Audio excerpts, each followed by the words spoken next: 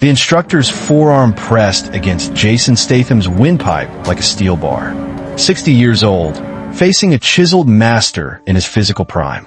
A hush fell over the room, broken only by the sharp intake of breath from the children watching. A Victor smile played on Victor's lips. He was about to publicly humiliate this mysterious interloper. But he failed to notice the shift in Statham's center of gravity, a lifetime of practical experience coiling into a response his ego couldn't possibly comprehend. Then, the reversal came. Before I tell you what that devastating move was, make sure you hit that subscribe button and drop a comment telling us where you're watching from. Now, let's get into it. It all started a few weeks earlier with a phone call from an old friend that shattered his peace. The salt-laced wind that swept off the coast was the only clock Jason Statham needed. At 60, his life had been stripped down to its essential elements. Much like his minimalist seaside cottage, a structure of wood and glass that seemed to merge with the rugged landscape. The chaos of film sets and red carpets had been traded for the rhythmic crash of waves and the cry of gulls. His mornings were a ritual of defiance against time.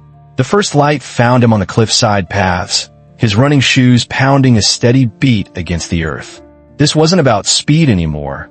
It was about endurance, about feeling the mechanics of his body working in controlled harmony. His breath came in measured clouds in the crisp air, each stride a reminder that while youth had faded, discipline remained. Back inside, his private gym was a testament to his philosophy. No chrome machines or digital displays, just a scarred-heavy bag, worn floor mats, and rows of free weights. He moved with an economy born from decades of study, not just in martial arts, but in the harsh school of real-world stunts. Fists, elbows, knees, they flowed not with the explosive fury of his younger self, but with the deceptive power of a river current. Every movement purposeful, every ounce of energy directed. He was a man who had honed his body into a weapon, and now, in his quiet years, he maintained it not for a role, but for himself. It was a connection to the man he had always been, beneath the fame and the headlines. The phone call came mid-morning, a jarring digital sound in his analog world. The voice on the other end belonged to Michael Hansen, his first karate coach and a friend who had weathered the storms of Jason's life alongside him. Michael's voice, usually a warm baritone, was strained, thin with a worry that traveled thousands of miles through the line. He was in a small, picturesque American town called Cedar Creek, where he'd retired to volunteer at a community youth center. He spoke of a man named Victor Reynolds, a charismatic instructor who had arrived a year ago and transformed the local martial arts scene. His academy, Apex Martial Arts, was a commercial juggernaut. Victor, with his perfect physique and polished speeches, had seduced the town. He was on billboards, his face smiling benevolently over slogans of building tomorrow's champions. The town council lauded him. Local businesses sponsored him. But Michael's tone darkened as he described the reality behind the pristine facade. He spoke of children returning home, not empowered, but anxious. Their confidence was being systematically dismantled and replaced with a brittle fear of failure. He described a culture of relentless pressure, of minor mistakes being met with subtle but sharp psychological punishments. "He's not building champions, Jason," Michael whispered, his voice cracking. "He's building soldiers. His soldiers.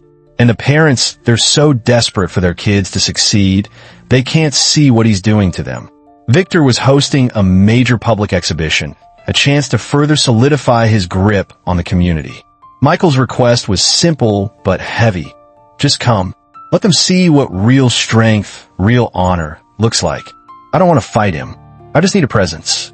A counterbalance." Statham stood for a long moment, gazing out at the endless horizon where the gray sea met the gray sky. He had built this fortress of solitude precisely to escape such conflicts. He had fought his battles, in rings, on mats, and on screen. Yet, Michael's plea wasn't about a fight. It was about a principle. It was about the soul of the very discipline that had saved him as a young man. The quiet of his life suddenly felt less like peace and more like avoidance. He looked at his own reflection in the glass, the weathered face, the lines etched by time and combat. He wasn't that kid from London anymore. He was something else, something more dangerous. An old lion who knew the jungle better than any young predator. "I'll be there, Mikey," he said, his voice calm and steady. "Book me a room."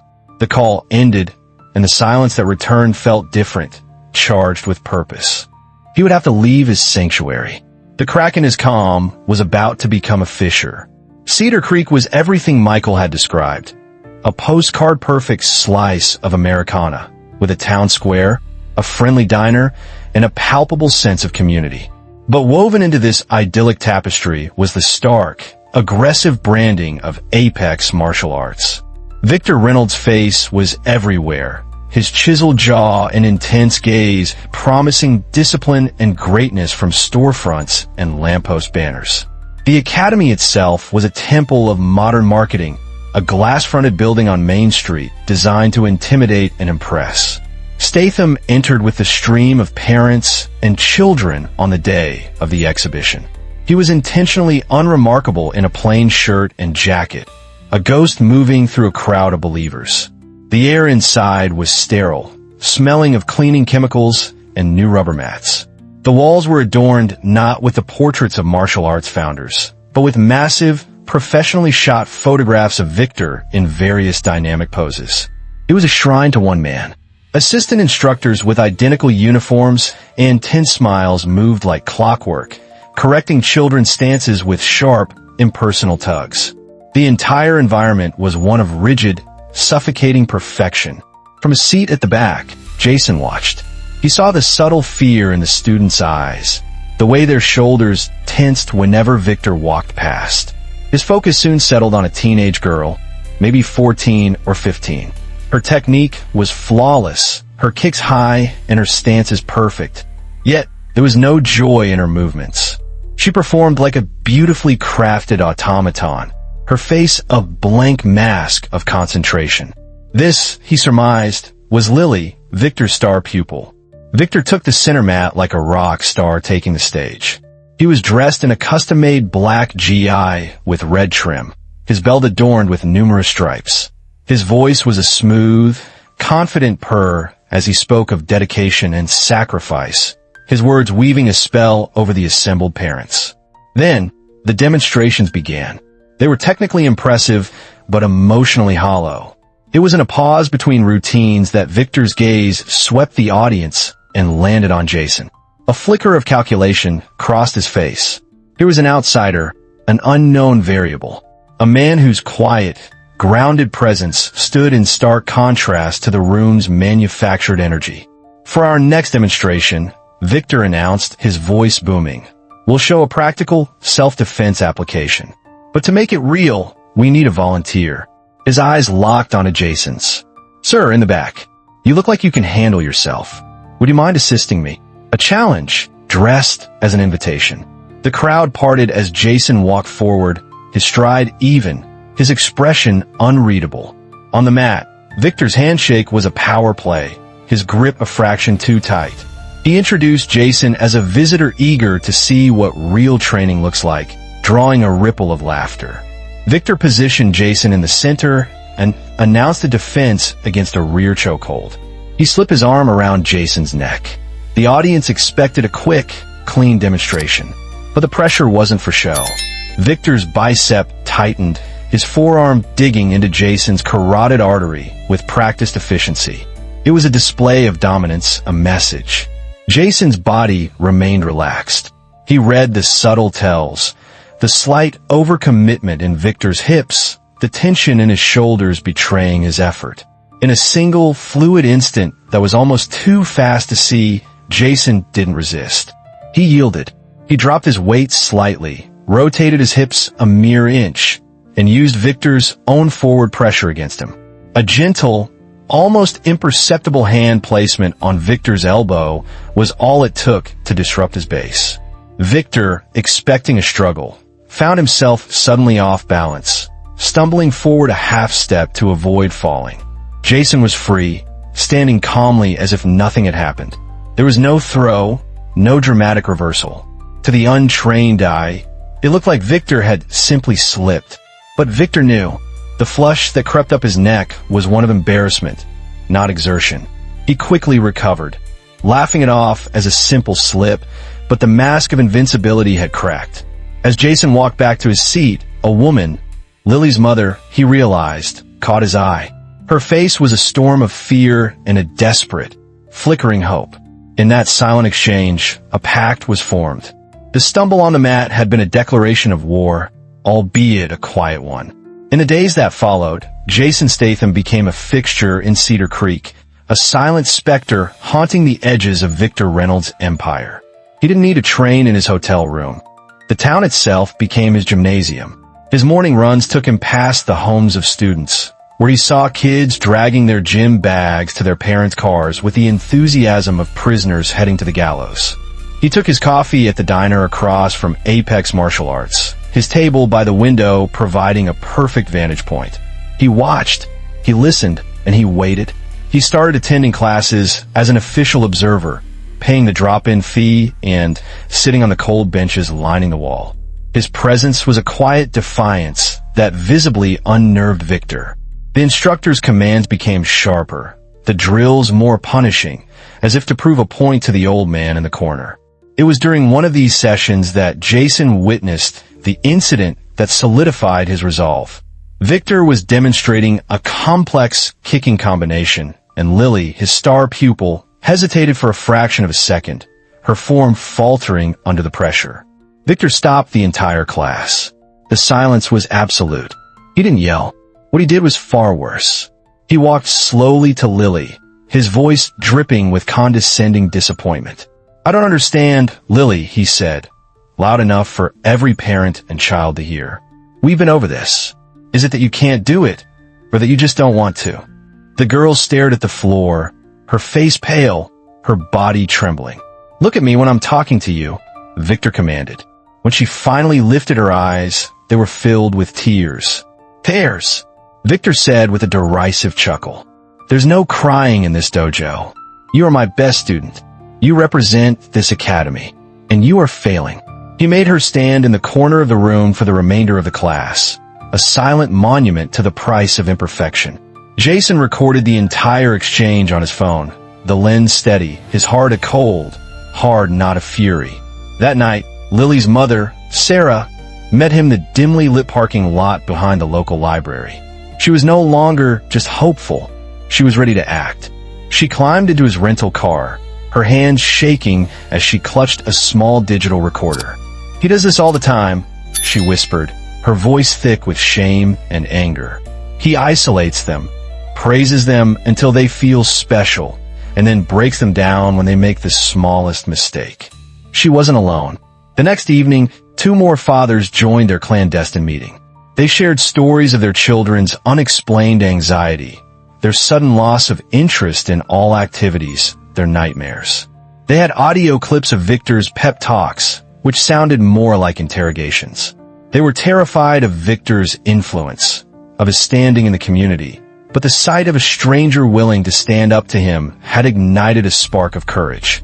Jason listened to it all, his expression impassive, but his mind was piecing together a strategy. A direct confrontation would be dismissed as a personal grudge. They needed a public forum. They needed irrefutable proof. The opportunity came via Michael, who learned that the town was holding its annual community sports showcase at the municipal center. Apex Martial Arts was the headline act. The mayor would be there. The local news would be covering it. It was the perfect stage. "He's going to want a rematch, Jason," Michael warned. "He can't let that stumble go unanswered. He'll call you out." Jason simply nodded, his gaze distant and cold. "I know," he said. "I'm counting on it." The trap was set. All Victor had to do was walk into it, led by his own arrogance. The Cedar Creek Municipal Center buzzed with a manufactured excitement. Fluorescent lights glared off the polished basketball court where mats had been laid down.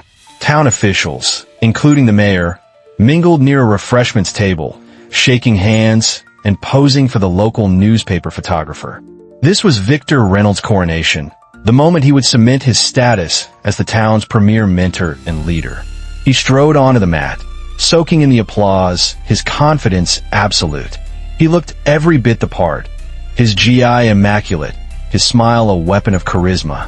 He delivered a flawless, inspiring speech about building character through adversity, and the audience, for the most part, drank it in. Jason took a seat in the second row, flanked by Sarah and the other parents who had joined his cause. He was a calm island in a sea of nervous energy. He watched the demonstrations, the same precise but soulless routines. The children moved like a well-oiled machine, their faces masks of intense concentration. Finally, Victor arrived at the grand finale, a demonstration of advanced grappling techniques.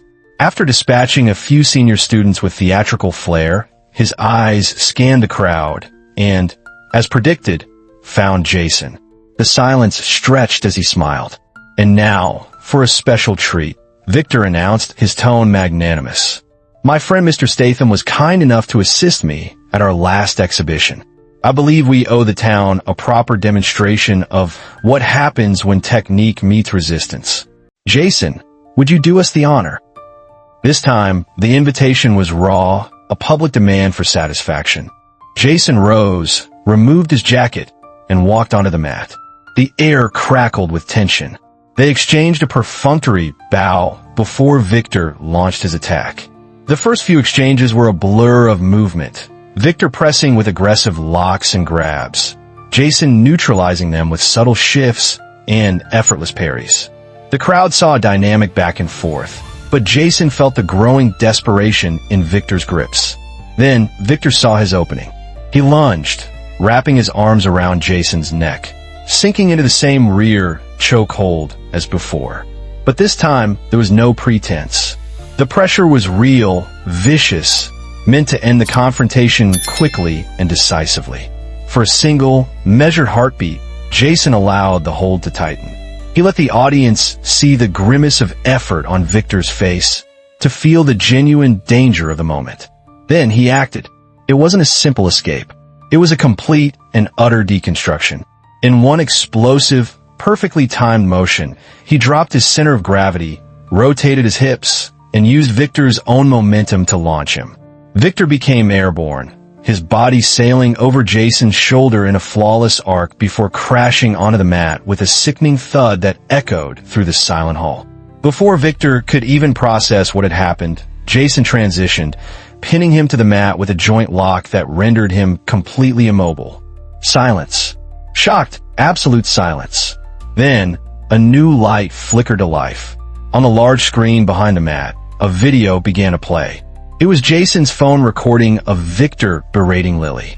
The instructor's cruel words filled the hall. Then came the audio clips from the parents, followed by photos of children's tear-stained faces. As a montage played, Sarah stood up, her voice shaking but clear. "That was my daughter," she said, pointing at the screen. "My daughter who used to love karate, who now has panic attacks before every class." Another parent stood, then another. A tidal wave of truth washed over the room, drowning out Victor's sputtering denials. The mayor's smile had vanished, replaced by a look of cold fury. He walked to the microphone and announced that all town funding for Apex Martial Arts was suspended, effective immediately, pending a full investigation. The empire had crumbled. Victor, finally released by Jason, scrambled to his feet and fled the hall, the sound of parents' angry, liberated voices chasing him out into the night. Weeks later, the glass front of Apex was dark. In its place, in a humble school gym, Michael Hansen led a class. The children were laughing. Jason watched from the doorway for a moment, a faint smile on his lips, before turning and walking away, his job done. This story teaches us that true strength is never demonstrated through control or the intimidation of others. It resides in quiet guardianship, in the courage to stand for those who cannot speak for themselves. Jason Statham sought no spotlight. He simply used his presence to illuminate a simple truth. The most powerful fist is meaningless against the resilience of the human spirit. Have you ever encountered a leader like Victor, someone who uses their authority to diminish others? If you were a parent in Cedar Creek, watching that first, subtle exchange, would you have found the courage to speak out? Do you believe that in an environment shrouded in lies, silence is a form of complicity, or is it a necessary tool for self-preservation? If this story about courage and truth resonated with you, please hit that like button with force and subscribe to our channel for more stories about everyday heroes. Share this video with someone you know who needs the courage to challenge an injustice. We read every single comment. More stories about justice prevailing against the odds are waiting for you on your screen. Click to watch those next. And we'll see you tomorrow with an incredible story about an elderly veteran who outsmarted a team of corporate scammers. Don't miss it.